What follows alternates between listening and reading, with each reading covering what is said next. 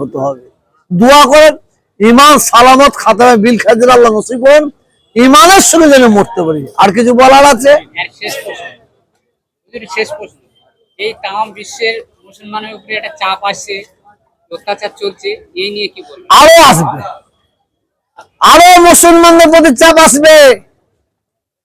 এই মুসলমান আল্লাহ ভুলা হয়ে গেছে, এই মুসলমান নবী ভুলা হয়ে গেছে, এই মুসলমান কোরআন ভুলা হয়ে গেছে, এই মুসলমান আল্লাহর ঘর ভুলা হয়ে গেছে। তো এদের প্রতি আল্লাহর গজব আসবে না? এদের প্রতি আল্লাহর গজব আসবে না? এখনো অপশন আছে, এখনো অপশন আছে। আমার আল্লাহ সুযোগ দিয়ে রেখেছেন।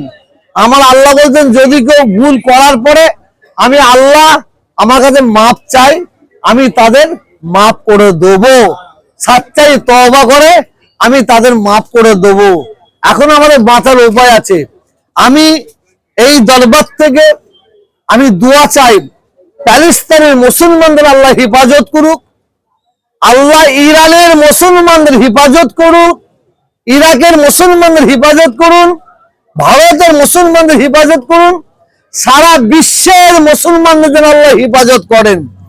আর আমাদের দেশে হিন্দু, মুসলমান, শিখ, ঈসাই বসবাস করে। আল্লাহ যেন আমাদের মধ্যে ঐক্য, একতা, ভ্রাতৃত্ব, ভালোবাসা দান করেন, এই দোয়া করি। আর আমরা সকলে মিলে দোয়া চাই, আল্লাহ রাব্বুল আলামিন আমেরিকার ওই ট্রাম্পকে যেন আল্লাহ ধ্বংস করে দেয়। বলুন আমিন। জোরে বলবেন না? আরো জোরে বলবেন না? ইসরায়েলের ওই রাষ্ট্রপতিকে আল্লাহ যেন ধ্বংস করে দেয়। বলুন আমিন। ওরা ইসলামের দুশ্মন নয়, ওরা মানুষের দুশ্মন, ওরা মানুষের দুশ্মন। ইনশাআল্লাহ ধ্বংস হবে, ইরান জয় হবে, ইরান জয় হবে, ইরান জয় হবে ইনশাআল্লাহ, ইনশাআল্লাহ ইরান জয় হবে। চিন্তা করতে হবে না, শুধু আমাদের ঘরে পরিবর্তন হতে হবে, আমাদের ঘরে পরিবর্তন হতে হবে।